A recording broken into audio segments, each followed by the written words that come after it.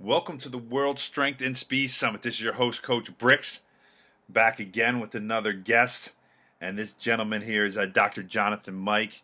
He's the assistant professor in exercise science program at Linwood University. And, it's an honor to have him on. He's also competed in strongman competitions throughout his life. And I'm going to let him get into all his background. I mean, honestly, I could sit here and talk for a while on everybody that I've ever dealt with and talked to and do all the research on, but so much better coming from these guys than hearing from me. So, Dr. John, how are you today? Doing good. Thanks so much for having me on. Just like you said, I'm assistant professor in exercise science at Lindenwood University. Some people say Linwood, but it's actually Lindenwood with a L-I-N-D-E-N. It's actually named after the Lindenwood trees, which is kind of a unique situation. But so I'm an assistant professor in our exercise science program. I got my undergrad and graduate degrees at Western Kentucky University, so Hilltopper, alma mater, and I got my doctorate at University of New Mexico in Albuquerque. I've been a strength and conditioning assistant coach at WKU and U of L, a little bit here and there when I was at UNM, and then I'm starting to do stuff here at Lindenwood. I've been very involved with the National Strength and Conditioning Association, NSCA. I've served on a few of their committees. I've speak for them numerous times throughout the year. I've been published in Strength and Conditioning Journal numerous times. My dissertation actually recently got accepted to the Journal of Strength and Conditioning Research, so they're a big research journal. I've been published in other places. I've done a lot of online articles and many other numerous podcasts the last several years. I've also competed in strongman. I've done like 7 or 8 contests, and I've always really enjoyed that. And I was looking to compete this past summer, but I just wasn't able to because of some things with timing and some stability things that I really had to work on with my body and so it's good. Things are real busy. I travel quite a lot throughout the year, speaking over other speaking sessions and speaking gigs, and do a lot of online things. I love videos, so I have a lot of different interests, both the training and, of course, the science interest as well. And I've also been a team member for Elite FTS, EliteFTS.com. I've been with them for 4 years. I've been a columnist, but due to time efforts with other responsibilities, I've been moved to advisors. So I've done over 30 articles for them, and you can look those up on their website. It's a great group of people, great organization, and so there's always a lot of interesting things coming up now and then in the foreseeable future. Yeah, well, Coach, first, congratulations on the dissertation there. That's awesome. Having that, getting that, received and all that kind of stuff, which is awesome. I want to go in before I get into all the questions here for you real quick. That strongman stuff, because like I said, I was a big fan of that. I love that stuff. I think it's awesome. Guys that can move that stuff it's just cool to see. It's just really cool. Tell me how you just got into that real briefly, how you really got into that part of it, and then maybe a little bit of the training that goes into it. Sure, I actually got into it. It's been almost 10 years ago now, and when I first got to UNM, I actually just in the hallway there in our building, I just saw some flyers for the strongman competition. Of course, I had followed it on TV for a while leading up to that, and I just went, saw it live, local competition, and met one of the promoters there. And then about a month later, just went over to his place and started trying out the events. And I guess at the time I thought I was pretty strong, and then I started doing some of this. I was like, well, I'm pretty fucking weak. So, and then about later that summer, this was in summer of 2007. I went up to Farmington, New Mexico, which is about 3 hours northwest of Albuquerque. And I went with a colleague of mine at the time, and I wasn't really planning on competing at all. And so I was kind of talked into it once I got there. I ended up getting 4th. And this was, it was really fun just to try and do something different. And then the next year, it came about again, so I did it. And that was the time I said to myself, well, you're just going to do it to have fun, or, you need to be serious about it. So I got fairly serious about it, and ended up doing about, 6, 7 more competitions. Since then, all of them have been second, third, or fourth, with numerous competitors. And of course, the weights have gotten a lot heavier, since I've competed last. And it's been several years since I've competed last. But I'm always, trying to get stronger, and the events themselves are, of course, unique and odd object types of training, and one of the things I think that really get people with the strongman implements is that they think that you're strong, in the gym or gym lifts, and that's good, but it doesn't always and necessarily really transfer very well to the actual event training. So you actually have to do both. For example, if somebody has a 400, 500 pound deadlift, they're probably going to have a really difficult time getting a 230 pound Atlas stone, or maybe doing some type of like tire flip. So there's not necessarily direct transfer from gym lifts to the actual implements, only because the implements, you have to, position your body very differently and kind of awkwardly to get the implements in terms of its overall quality of execution. So it's just a little bit different, and I've actually done some strongman stuff, some implements this past spring, and once I kind of pulled my pec about 3 weeks ago, and which is about 90% back to normal. So I'll probably do some events here towards the end of the year, just to kind of see where things are, and I've exposed a lot of students and athletes to strongman training, and everybody loves it. So and it's not one of those things where you have to be world's strongest man to do the events. I mean, anybody can really do it. There's different weight classes, there's different implements and different shapes, sizes, and weights. So it's a lot of fun. That's awesome, and I think that's a good point there. You said anybody can do it, and I think that goes with, including that into some of your athlete training and stuff like that. It doesn't always have to be, hey, I got to lift the heaviest Atlas stone or do anything like that. You can add those in just to change up the variety of the thing, the workout and stuff like that. I wanted to get into eccentric training. When I first saw you, I should have said first found you. I found you on the Elite FTS their website and stuff like that. And I had the article on the eccentric training. Can you go over eccentric training for people out there maybe who don't have an idea of it, and how can it benefit coaches who are looking to help put weight on athletes? Yeah, it's a great question, and it's one of those simple questions, and it can be a complex answer. But eccentric training is essentially just kind of active lengthening of fibers or elongation of fibers under load. And really, the simplest example is just do a bicep curl, and you just kind of come down on the eccentric portion. So it's muscle lengthening and muscle elongation. And eccentric training has actually been around for several decades, and it really, from a scientific perspective, really started its early stages really like in the 50s and 60s, but it really didn't get really popular until probably 80s and 90s and even early 2000s, and it really started from a scientific perspective, even though bodybuilders and the like were doing relative eccentric contractions for many years, and so one of the things that I say with eccentrics is that I put eccentrics in really three different categories. And the first one is from more of a strength and conditioning perspective, because when it comes to training, eccentrics is, to me, what I call one of the Fab Four, which is the four most underutilized and undervalued training methods. And one of those is eccentrics. The others are isometrics, aerobic development, and deceleration. And so it can be used as part of any strength conditioning program.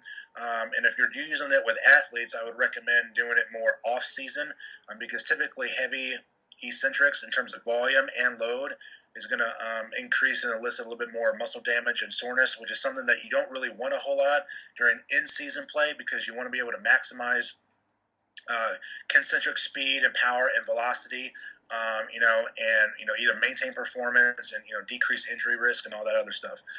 And so that's more from a strength and conditioning perspective. And the other category is more from a clinical perspective. And really the clinical impacts and implications of eccentric exercise has really arisen from more of a science and research background. And it's really only been recently that it's been used in terms of its application in the clinical setting, really more heavily within the last 5 to 10 years, but mainly in the last 5, maybe 6 years. And so eccentrics has a whole host of benefits in terms of, as you get older, people have sarcopenia, or the age-related muscle loss. And so if you looked at some basic skeletal muscle, physiology, you talk about the size principle, and typically in normal situations, it's you recruit slow twitch muscle fibers, before you recruit fast twitch muscle fibers. So the heavier loading, as the heavier loading increases, then you recruit more and more fast twitch fibers, because you need to develop more force and more power output. But with eccentric exercise, you can actually have a reversal of the size principle. So you can actually recruit fast twitch muscle fibers first before slow twitch, and it's mainly due because of the load. So as people get older, we're talking 50s, 60s plus, or maybe even in their 40s, you can actually do more eccentric activity to help maintain more respectable levels of strength, decrease risk of falls and fractures, increase tendon strength, and which has actually been used in soccer players, increasing tendon volume, size, and strength. And eccentrics has also been heavily used with those that have had ACL strain and stress, or post ACL reconstruction, and using eccentric activity as a means and a method to enhance the recovery process in terms of increasing strength and collagen strength, and proteins and all that stuff that goes along with the injuring process and the repair and regeneration process. And it's also been used in the elderly, and those that have osteopenia. It has been used, supposedly has some pretty good positive impacts on like diabetes patients, Parkinson's disease, and a whole host of other clinical implications and populations as well.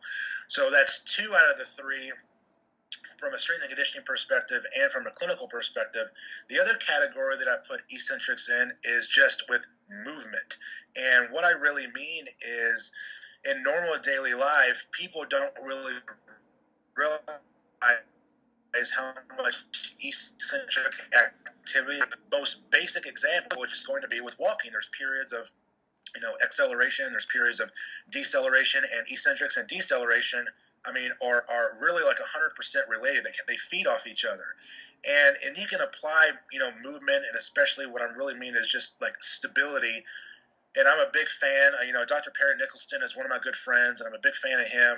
And, we've met and we've talked. I've been on his podcast before. I'll talk about eccentric control of movement. And when you take away a lot of the prime movers, and when your body is forced to use smaller muscle groups and stabilizers, it sometimes people just kind of go ape shit, and their body doesn't really know what to do because they're so used to compensating. So when you do things like rolling patterns and crawling patterns and creeping patterns, and get-ups or baby get-ups, and breathing and stuff like that. There's different moves that you can do with eccentric control and stability, and that's what I really mean as eccentrics in terms of the actual movement. And so when you actually slow movement down and slow down the tempo, then you're forced to have more eccentric control and stability. It's the same concept as in the gym, and you're moving at a slower tempo, and you're manipulating the concentric and eccentric. The only difference is with the more eccentric control of movement, in terms of just stability, there's not a whole lot of load. It's just mainly can be body weight types of things. So I put eccentric in 3 different types of categories. And who knows, I may create a 4th category later on down the road. But those are the 3 types of categories that I would actually put eccentrics in.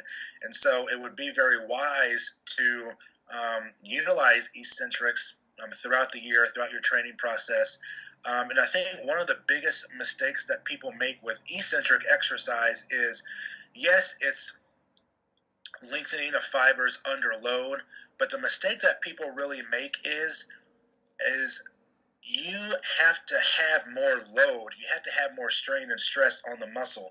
So if you're just doing like bicep curls with something with like 25 or 30 pounds, and you're just coming down on a 3 to 5 second eccentric phase or eccentric component, that's fine, and you're increasing time under tension, which is great because it's one of the three main factors that facilitate muscle hypertrophy, and of course, it's related to strength. But you need to put even more load on there, so you have to increase the load in order to really maximize the benefits of eccentric exercise and actually what you're really doing. And of course, there's different time components that you can use, and based off the work that I've done, for my dissertation, really anything over 6 seconds, to me, is not really needed from a performance point of view. Okay, in terms of its translation with increases in strength, increases in power, force output, could be vertical jump, rate of force development. So in terms of performance, going beyond 6 seconds is not going to have as much transfer. But if you're working in a clinical population and you are working with someone that has had a post-ACL reconstruction, then you can go a slower tempo, 8 seconds, 10, or maybe up to 12 seconds. So the time duration increases. And so as the time duration increases, the load has to decrease. Okay? So there's just some different kind of gray areas, with eccentric training and its overall application. Nah, that stuff's phenomenal. That just breaks it down, and you make it so simple, to easily understand. And how you broke it down into the three categories was awesome. Taking it from if I'm dealing with athletes and stuff like that, how to do it. If I'm dealing in the clinical setting, like you said, but then also just the basic movement. And I think, and I follow Perry Nicholson there as well. Great guy, does a lot of great things. Really hammers at home. He talks about movement, and it's just amazing how I think we've gotten so far away from basic movement. I think we sit way too much. I know he mentions it, and you probably agree. We sit way too much as a society. But even when we do move, we don't move correctly. We just move incorrectly, and I think it's has to do with a lot of our sitting and stuff. But it's just amazing that the movement patterns get so screwed up. So just going back, and I have kids that I deal with, 18-year-old kids. I say, I want you to crawl, and they look at me and they have no clue how to crawl. And then I show them a video of my daughter, who was 1 year old and stuff like that. And she has no problem. She's scooting all over the place, and stuff like that. And they're just amazed. But it's amazing how we lose that basic motor or movement pattern. Yeah, and like this last summer, I had some major body compensations that I had to work on, and I lost some pelvic control stability, and of course, I met up with Perry, and he's been, very, very instrumental in helping me kind of get back on track, and I started doing like a lot of his primal chains types of movements and the rolling patterns, and the unilateral crawls and the contralateral crawls, and now several months later, I'm doing half get-ups, with 30-pound sandbag and et cetera. So, my best deadlift is actually 660 so far. But about a month ago, I pulled 565, but it was with no belt, and double overhand grip and no straps. Wow. So a lot of that has to do with, foundationally, because your body loves stability. Your body loves to be stable. And when it's not stable, you have a lot of different types of compensations. And when muscles fail, joints and ligaments start to prevail. And your body will shut you down as far as a neurological response to try and create stability. So a lot of trigger points that people have, it's your body's way of trying to create stability. And of course, I'm did my NKT certification or neurokinetic therapy a few months ago, and I need to finish testing out. But I've tested some few people, and it's a really good method to use in terms of facilitation, inhibition of musculature. Most people's diaphragms are very inhibited. Their breathing patterns are off. So that you just have to get back to a foundation with them and have them build. It's just kind of like building a pyramid. You have to have a big base in order to have a small, a large peak in a sense, so you can increase overall, performance. So, and I think as a society, we're so used to just, pushing athletes, which is fine, but you got to get them strong, but a lot of times strength can be a limiting factor because it's something on an internal and or intrinsic related factors. Yeah, that's awesome stuff. I want to turn back just a little bit to the eccentric training, and I was reading over, your blog, your article, I should say, and the one thing that really caught my eye in that whole eccentric training, the whole thing did, but the one part was the two movement technique that you talk about. That's something because I've read about the other ones. I remember growing in college and stuff, and we talked about eccentrics. We really didn't do it too much, but I remember the super max technique. Spotters and all that kind of stuff. You go heavier and just do the negative. But I wanted you to maybe talk on the two movement technique because, like I said, I'd never really heard that. And I thought it was fascinating how you broke it down. Yeah, so there's various eccentric training techniques. There's the super max, there's the super slow. There's 2-1 technique. And then two movement techniques. So 2-1 is really the basic example is you do like a tricep press down, you come down with two arms, and then you come up, with one arm on the eccentrics. The two movements is you're really doing a combination move. You're really doing a combination move of a multi-joint exercise with a single joint exercise. So an example of that would be like a power clean, and then you do like a reverse curl. Well, most of us power clean a lot more than we reverse curl. So you're not going to do a 200-pound power clean and a 200-pound reverse curl. It's just not going to work. So there's different percentages and loading schemes and set and rep ranges that you would use in association with each of one of those techniques. So with the two movements, you can go, it's always best to start a little conservative, especially if you've never really done it before. So you can go, 70% or 75%, and you're really doing somewhere, in the 3 to 5 rep range. And keep in mind, power cleans are something that are very technically efficient and technically oriented. And so you're not going to be doing, 10 or 12 reps on the power clean part. So typically with the two movements, you're going to keep it somewhere, the 3 to 5 or 3 to 6 rep range, 4 to 6 if you like. You can simply do a 5 by 5 if you wanted to. So there's no specific like magic set and rep scheme that you have to follow. There's just a certain range that corresponds best to those particular types of techniques. Awesome. I'm glad you broke that down. It helps me out understanding when I try to implement some of that stuff into the my workouts and stuff like that. I want to shift gears a little bit, and this is the thing I think they've really become more of a topic over the last really 3 years in the strength and conditioning field, and it's the rest and recovery. More and more people are talking Right. about we need to rest more. It used to be, hey, you beat the ever living crap out of a person, and that's how they're going to get better. But we never really talked about what they need to do outside of that, when they're not with us. And I think that has become more and more prevalent looking at athletes, looking how their bodies are breaking down and how well they're recovering and how they're performing. Are they performing at the top? So could you get into, the rest and recovery that you talk about and stuff like that and how you break it down for your athletes? Yeah, and I talk about recovery quite a bit throughout certain parts of the classes that I teach, like XPhys, and even we had a big lecture in my advanced strength training class about overreaching and overtraining. And of course, I can mention some of that stuff too.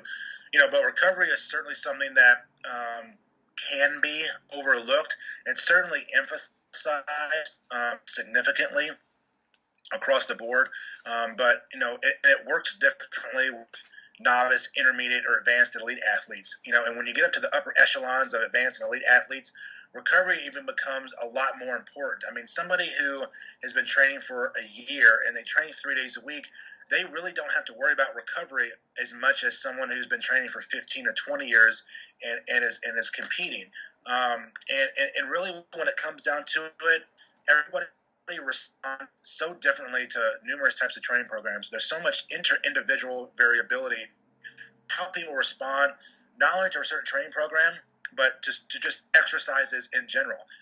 You may respond better to 5 reps with something. I may respond better to 12 or 15 reps. And so there's different thresholds of intensity and volume. But fundamentally, it's really not what you can do, although that's what most people believe. And that is true. That does have a lot of truth to it. But it's not just what you can do. It's what you can recover from. Because people can train 6 days a week and recover just fine, and they're not doing a lot of volume. And some may train 6 days a week and do a ton of volume, and their intensity may be on the moderate level, and they recover just fine. You don't really know that because you have to be training for several years on end and doing a wide variety of different training programs and methods to be able to really gauge that on a personal level, and also have, of course, quality kinesthetic awareness as well. But one of the things about recovery is that in terms of energy systems, for example, and I mentioned this a few minutes ago, is one of the most undervalued, underutilized training methods is aerobic development. And most coaches do more aerobic development in the off season, and that's great. I would agree with that, but I would also encourage people to use it in season as well. And a lot of them do. I'm not say nobody does, but a lot of them do, because when it comes to recovery, with training, with intraset recovery, it's all about the aerobic system. It's all about mitochondrial respiration. Whether it's during the training or even the next day, or being able to recover from training session and training session within week, over a period of a long season. I mean, you look at longer sports seasons like baseball or hockey. I mean, you have to be able to recover pretty significantly, because a lot of times you have double headers, multiple games on a weekend or the next week, and you're traveling.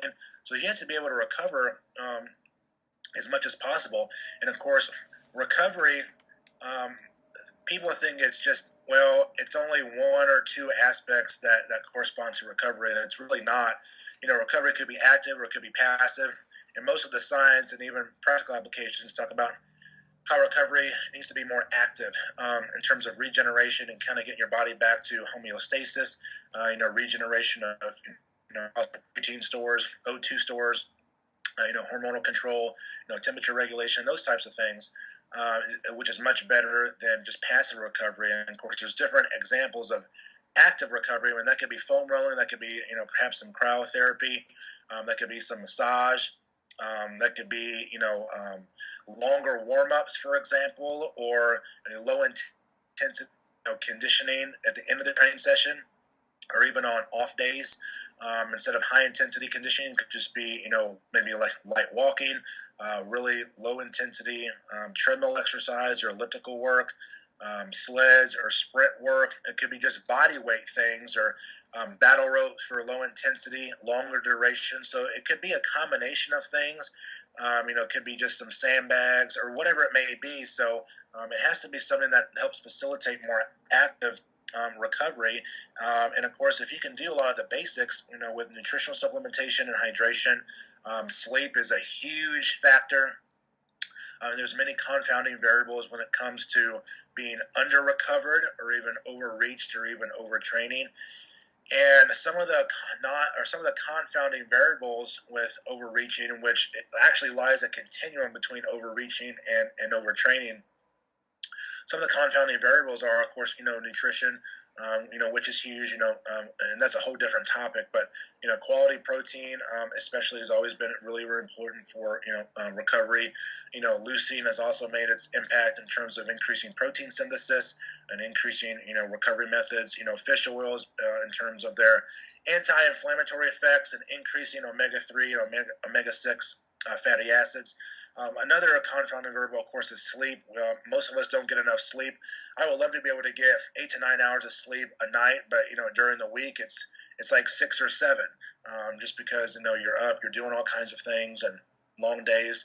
And then another confounding variable, which is rather interesting, which a lot of people seem to overlook or maybe not take in consideration, are what are called psychosocial factors, which could be a combination of lifestyle factors.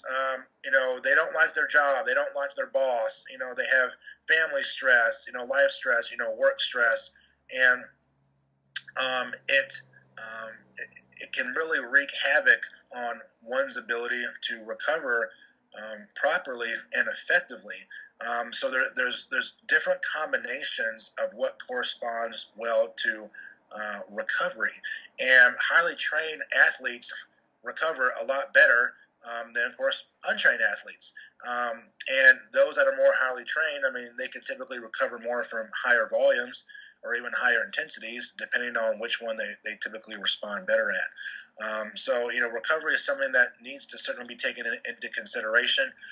Most novice and intermediate trainees, especially at a lot of commercial gyms, they train 5-6 days a week and then do chest 3 times a week, and shoulders and biceps. National Chest Day is on Monday and National Arm Day is on Fridays, and so a lot of those people are going to have a harder time recovering, especially as they get older, And so you need to train hard, but you also need to train smart too. Okay, excellent. That's good stuff there. I wanted to ask because I get a lot of athletes and their parents as well. What can they do? Between games. Say they play a tournament, and it seems like these kids are playing sometimes 6, 7 games on a weekend. If it's a tournament, baseball, soccer, whatever. What can they do in between to at least be somewhat recovered? I know they're never going to be maybe totally recovered, but at least give them something that we can be recovered. Should they eat something? Should they sit down, relax, or should, like you said, active recovery? I'm a big active recovery guy. They should foam roll and do things like that. But what do you think they can do in between that stuff? A lot of those combinations, I think if you have multiple games, I mean, you definitely need to eat during the periods in which you are resting. You need to stay hydrated. Typically at higher intensity exercises, you're going to be using more glucose and more glycogen, and you're going to be using all energy systems. So being able to replenish, what has been depleted, like, especially liver and muscle glycogen, is really, really important because most of us can't really function well on lower carbohydrate intake, and some can, but bioenergetically at higher intensities, you're using glucose and you're using glycogen. You're not using fat nearly as much as fuel on a bioenergetic level, and so a combination of hydration, whether it's carbohydrate protein drink, leucine supplementation. I mean, creatine it has been demonstrated numerous times to help with the recovery process. Foam rolling, eating, sleep, taking naps is also something that I would also suggest. Somewhere around maybe a 20 or 30-minute power nap, and kind of not being around a lot of. If you have to recover pretty quickly, try to limit like loud distractions and whether they're phones or loud TVs or loud music or whatever it may be, and people kind of respond differently to a lot of those. One of the things that I mentioned in my classes is some of the best athletes in the world do a very good job of being able to turn it on and turn it off when they need to. And so during competition, you want to be able to, during the actual event or the times leading up to that event or during competition, I mean, you're going to have increases in sympathetic nervous system activity. Well, during your periods of rest, or even when the game's over and that time, before the next competition, it's best to, get in touch and get in tune with your parasympathetic nervous system activity.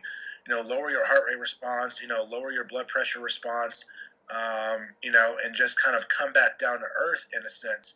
I mean, and the more experience that you have, the better in tune that you'll be with your body, and the more quicker that you can recover going into the subsequent training sessions and even the subsequent competitions. Awesome. That's great stuff.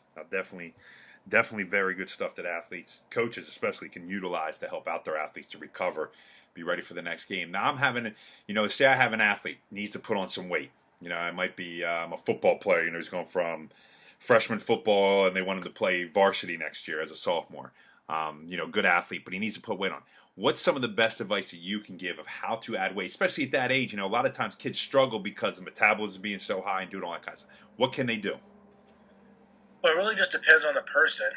If you're someone that needs to just put on, weight and you don't really care about what kind of weight it is, then it's easy. You can just go to the buffet 2-3 times a week and just, go to town. But most of us want to put on more quality, lean body mass.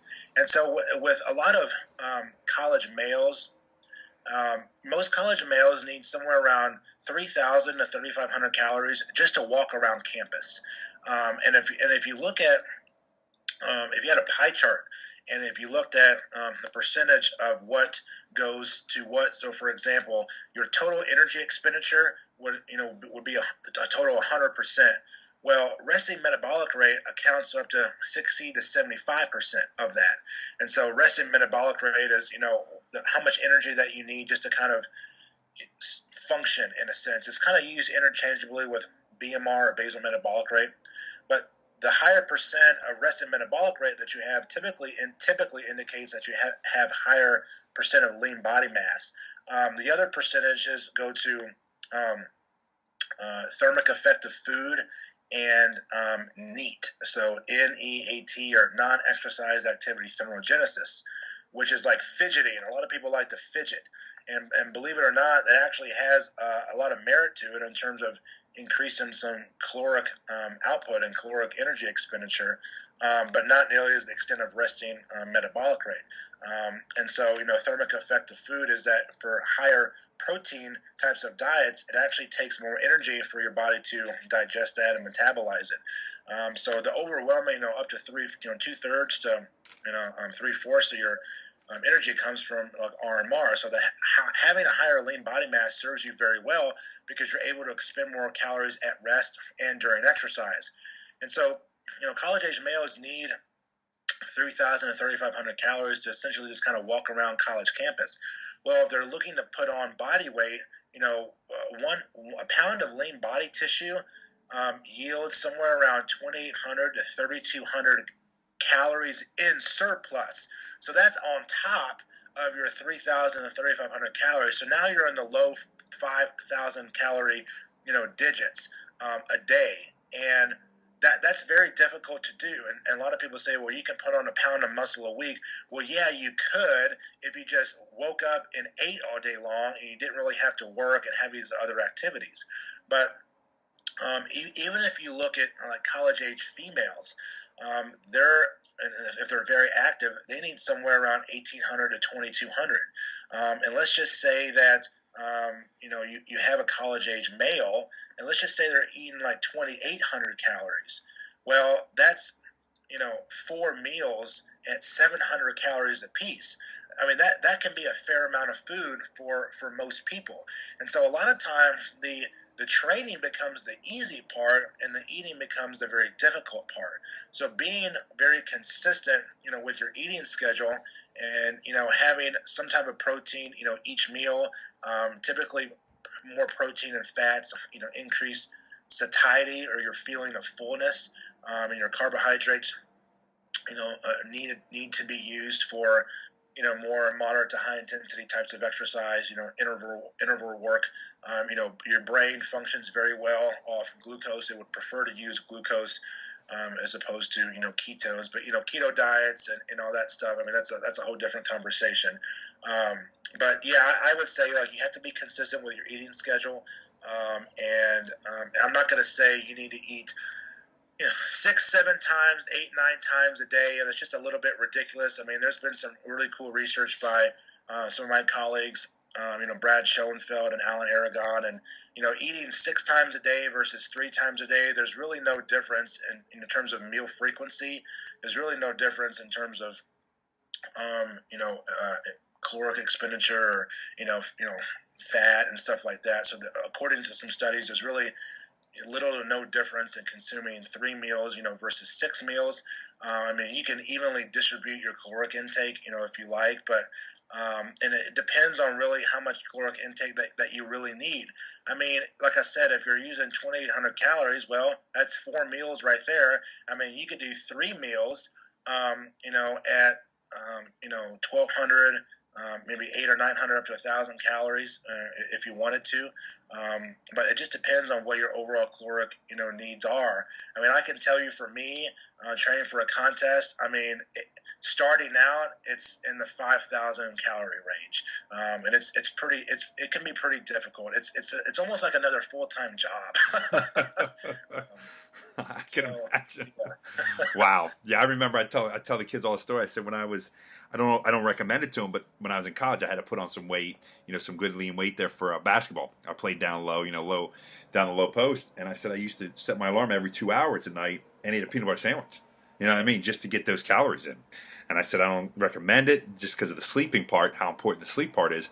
But I mean, it did help me out, put on some weight and stuff. I, drug throughout the day, but that sometimes happens. Now, I wanted to get into some of the stuff that people talk about. We have these myths in this field. People always are talking about, well, you do this thing and this is the greatest thing since sliced bread and stuff like that. There's muscle confusion and you have to confuse the muscles, and there's muscle memory, and I'm like, well, there's not really muscle memory, it's really movement memory, but and so there's so many of these fallacies that go on, these myths and stuff like that. And I wanted you, just to talk on 2 of them that I really had that I was looking up and stuff. And the first one is lactic acid. Everybody talks about lactic acid. Everybody says I got to go and get rid of this lactic acid in my system. And I'm looking at, I'm like, what are you talking about? So can you break that down? The lactic acid myth that's out there. Yeah. So really, fundamentally, really the basic difference between like lactate or lactic acid is really a proton or hydrogen ion. So what really happens is that your three main energy systems, so phosphagen, glycolysis, and mitochondrial respiration. As you exercise and as you increase exercise intensity, your phosphagen system, high energy output, short term, bouts, which is really where your creatine phosphate comes from, and creatine supplementation is based off of, and then glycolysis. As exercise intensity, increases, those energy systems really ramp up their effect. And so you increase proton accumulation and hydrogen ion accumulation through high intensity exercise because you produce protons during glycolysis. And you also produce protons or these hydrogens during the breakdown of ATP. And so what happens is that over the course of exercise, you build up a lot of these hydrogen ions. And most people think it's because of that you have this buildup of, lactic acid, and it's causing soreness and all this other, silliness. And so lactate really is actually not a bad thing. It's actually a good thing because it's actually can be used as a fuel source by the muscle, the liver, and your brain during exercise. And you actually produce lactate all day long. I mean, we are producing lactate right now. It's in small amounts, but it just becomes increased over the course of exercise. And if you look at a lot of anaerobic types of athletes versus a lot of endurance athletes, yes, endurance athletes, produce lactate, but they have what are called higher lactate like thresholds. It means that they are able to clear lactate faster than they can produce it because of enzymes and higher mitochondria, higher capillary densities, type 1 fibers. So they're able to clear lactate on a better, more efficient level than they produce it, which means that they can train at either higher volumes or higher intensities and increase time to exhaustion or increase time, to fatigue. So the higher their lactate threshold is, the better off they are. And typically the lactate threshold is a very main predictor of performance in terms of having like a higher VO2 max. Well, if you look at anaerobic types of athletes, they on the whole, they typically produce more than they can clear. Well, when you produce more than you can clear, then your body doesn't like to be in a lot of acidity. And so when you have a lot of buildup of hydrogen ions, so it's really the hydrogen ions that are creating this phenomenon, not the lactate. And that's an important distinction to really make. It's really the protons, not the lactate. And when you produce more lactate, you also have a low blood pH, so your body becomes a little bit more acidic. And so as a defense mechanism, your body will kind of go on, for lack of a better term, like attack mode in a sense, or it acts as a defense mechanism. And so your body will kind of shut you down because that high acidity will impair the muscle contraction sequencing process. So your ability to contract muscle effectively and produce, continue to produce strength and power output, will go down. And that's not all. That's not all of a bad thing. It's just a defense mechanism that your body uses, so it doesn't, physically injure itself and cause some type of major decrease, in performance. To where it could be very, very, detrimental. And so lactate is not a bad thing. It's a good thing. It's used as brain fuel and by muscle and liver. Another thing about lactate is that it causes, soreness or causes fatigue. Well, when you're done exercising, whether you're an endurance athlete or more anaerobic-based athlete, lactate is cleared within 30 minutes to an hour after exercise. Well, if it's cleared, within 30 minutes to an hour, like how the hell could it cause soreness? Lactate is not really directly related to soreness. It's not even really indirectly related to soreness. I mean, soreness, there's acute soreness, which is something that you feel kind of acutely like during the exercise session or like immediately right after. And then most of the soreness that we know of is just DOMS, delayed onset muscle soreness, which is just kind of these microscopic tears in muscle tissue, due to higher volumes or unaccustomed exercise or perhaps a little bit of eccentric, training. And so, lactate has nothing to do with causing soreness, and it has very little to do with fatigue. And so, those are some of those myths in terms of that are actually still out there. And so, even with anaerobic athletes, yes, you overall produce more lactate, but again, it goes back to what I said earlier about the recovery methods. With being more active recovery and facilitating more active recovery, because it helps clear lactate. Okay, it helps get you back to homeostasis and help facilitate the recovery process, so you can have better subsequent training sessions and you're ready for the next training session. And there's many different ways that you can train different energy systems.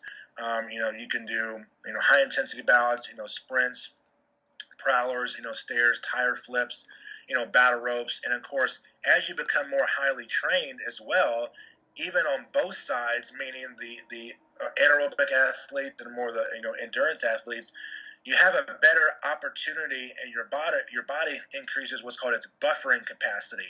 So your body is better at buffering protons and hydrogen ions that will not affect or impair exercise nearly as much. So you can train a little bit harder as you become more trained, because you have a better buffering capacity and capability. Okay, which is really important because it's all about increasing performance. Well, as we know, there's so many ways to increase performance, both on a physical level with the training, but also on more of a physiological level. And of course, you can adapt and become a better bufferer, through training and through recovery.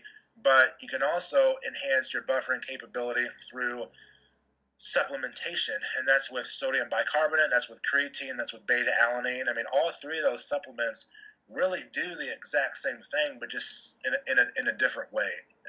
Okay, that's awesome stuff. I'm glad you helped me out and hopefully help many people out there about the lactic acid, because I think that's been something that's been out there for years and people still talk about it. I got to get rid of the lactic acid, so that's awesome. Another myth that I hear all the time, and it's become more popular, I would say, just because of the newfangled, exercise system out there, CrossFit and things like that, is I have to be sore for my body to adapt. If I'm not sore, then I didn't get a workout. That's what a lot of people think. People are all like, well, I didn't get sore day today. I'm not dying. Well, okay, but they think that's the only way for them to adapt and get better. And what do you have to say about that?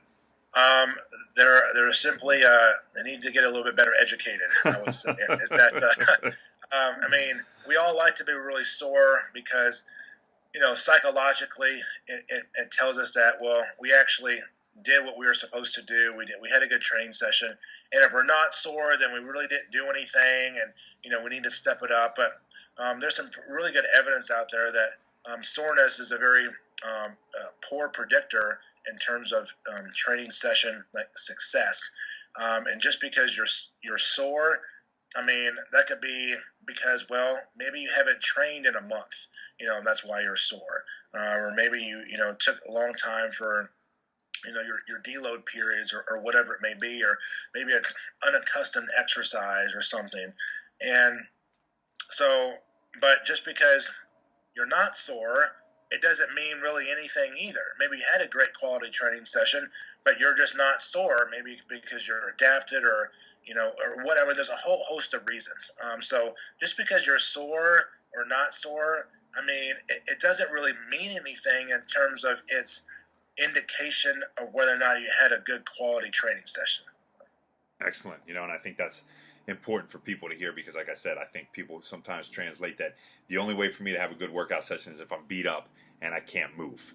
And I always tell people, I said, listen, you can hire somebody off the street and say, hey, listen, go beat this guy up, make sure he throws up, blah, blah, blah. And they could beat somebody up. I mean, it's not hard to do, make them run till they can't move, stuff like that. So I think it's very important, for strength coaches out there, coaches in general, when they put a program together, that they make sure they're getting the most out of it, but they're doing it, the correct and safe way. Coach, I greatly appreciate you coming on. I know you're a busy man, like you said. You're teaching, all that kind of stuff. You're training, and I love following your stuff on Instagram. I think it's awesome, the different type of exercise you do and how you break it down. You explain it very, very well. It's not just like you Thanks just a throw lot. it up. You definitely explain what you're doing on that kind of stuff. If somebody out there, a strength coach or even a coach is looking, maybe to reach out to you and just talk to you and see how you're doing and stuff, how can they do that? Many ways. You can hit me up on Facebook. It's just Jonathan Mike. You can follow me on Twitter. I'm at JMike125, and then you can follow me on Instagram at Dr. J Mike. And you can send me an email, through my Lindenwood email. I'll be happy to, send me any questions or comments, and so we can go from there. So thank you so much for having me on. I really appreciate your support, and look forward to more. Definitely, Coach. Thank you so much.